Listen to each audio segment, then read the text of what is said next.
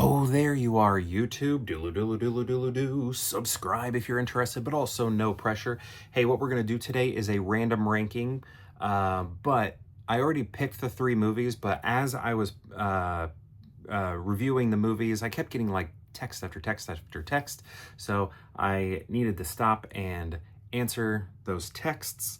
So I've already picked the movies, so you're just gonna have to trust me that these are random. They were random, and here, let's talk about them. The first one was The Wolfman. The Wolfman.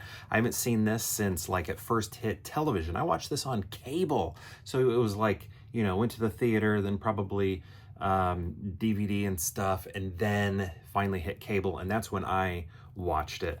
And I think I've only seen it that one time. I still haven't even watched this copy. Look at that, it's sealed.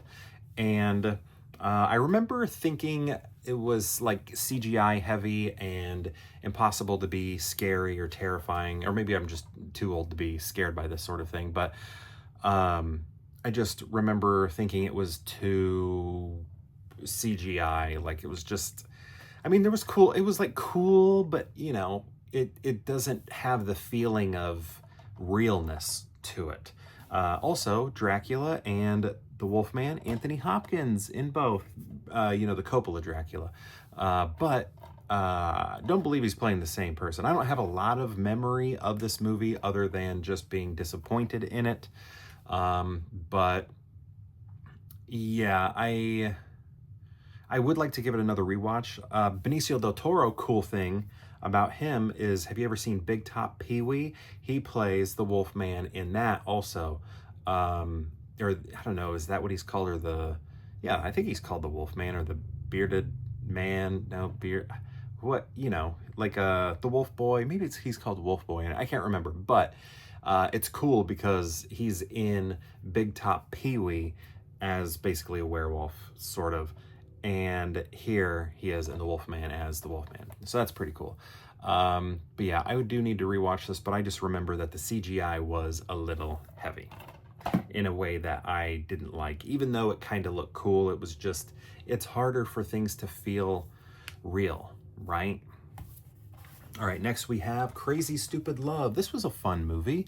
That transition we see for Steve Carell from just sort of like a husband that's going through the motions, and then once his wife says she wants to separate, he, you know, becomes even more pathetic, but then he is coached by Ryan Gosling down here to basically be like a ladies' man, a confident man, and I don't know, gets you know, his confidence back, or becomes confident for the first time, however it goes.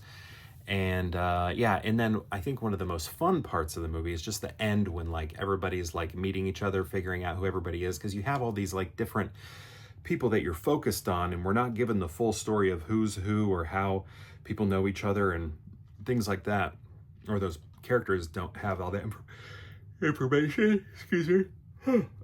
Don't have all that information. I guess we don't either. And then at the end, it all kind of comes together, and it's like, whoa, and it's just like really fun and exciting, and it's like this like bomb goes off basically. So yeah, that's a fun movie. I've seen it, you know, handful of times. I don't know, 3, 4, 5 times.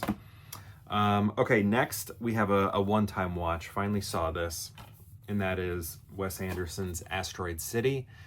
And I feel like this is my least favorite, and I cannot believe it, and I hate saying this because Tom Hanks is in it, and I love Tom Hanks. He's one of my favorite actors since I was a kid, and I don't know, I didn't care for this movie very much. Some of the visuals were really cool in it, but I just like couldn't get into it. You know, I heard people say like Wes Anderson over Wes Anderson to this movie, and I feel like I kind of get it. Like I was like, I think people are just tired of it, but no, it does kind of feel a little overly done. Like nothing, it feels, there's like zero naturalism at all, and he's lost that naturalism as he's moved forward. And I feel like Grand Budapest Hotel was probably, although I haven't seen French Dispatch, maybe that one's amazing. But Grand Budapest Hotel, I love that movie. I think that one has become my favorite. It was always Rushmore, but now I think it's Grand Budapest Hotel and then Rushmore. But anything that felt like a real life doesn't exist anymore in here. But I also feel like, maybe I shouldn't say that. I was going to say Royal Tenenbaums doesn't have much realism to it, but I do feel like Gene Hackman brings realism to it, even though everything else is just very, still and Wes Anderson-y. Gene Hackman brings some great quality to that movie, making it amazing and so good, and it makes every other character who is heavy Wes Anderson shine because of the way Hackman holds Royal. It's just, I don't know, really good, because I love that movie also. That's probably my third. That is my third favorite, but it's great. I don't know. I rewatched it recently, so now I'm like wondering, should I reevaluate? Just watched it, after his, after his death.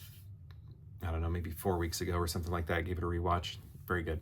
But yeah, this one, I don't know. I just couldn't get into it. I didn't like the sifting back and forth between the play and this, and I don't know. I wasn't into it. Just didn't like very much of it. The stop motion was cool with Jeff Goldblum. I did like that. There's a little short in it. Not in it, but you can watch separately with Bill Murray, because Bill Murray was supposed to be in this movie. I believe he was supposed to be Steve Carell's character, but he got COVID, so he had to bounce out, and Steve Carell came in, and Steve Carell's good in it. But yeah, I'm curious to know how Bill Murray would have played that.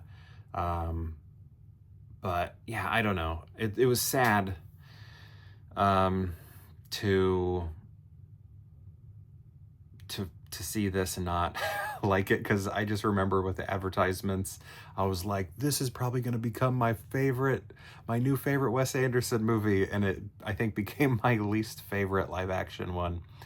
But it's not my least favorite, because I don't like his animated movies.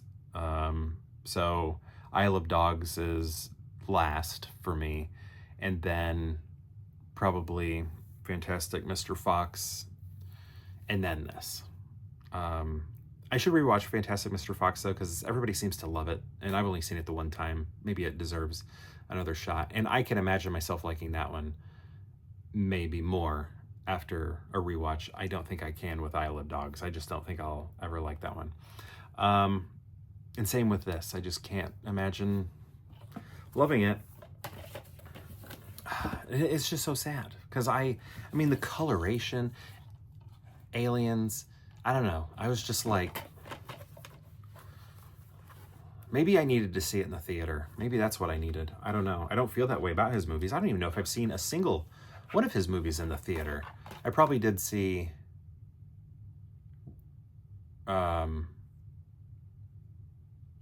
maybe I have seen Grand Budapest in the theater, because it was an Oscar movie. So maybe I've seen that one. But I don't know if I've seen any of his in the theater, and if I did, oh no, I saw Isle of Dogs in the theater. And that couldn't even save it. Sometimes the theatrical experience can make a movie for me. And maybe that's the case for this one. I don't know. All right, so ranking these, gosh, I don't know.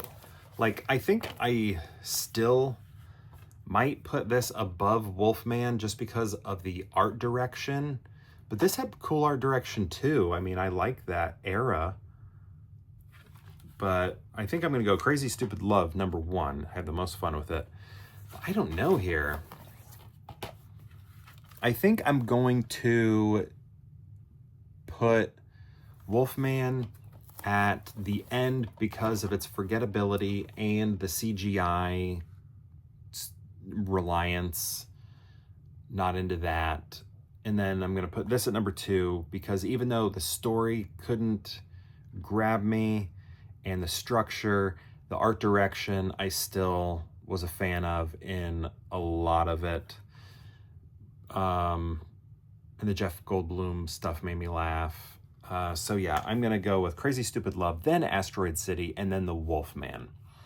So that's my ranking right here. But my question to you is, have you seen these movies? These three right here. And if so, what do you think of them? And if you've seen all three, how would you rank them? I'd love to know. And perhaps we'll see you tomorrow for more Pure Hangout.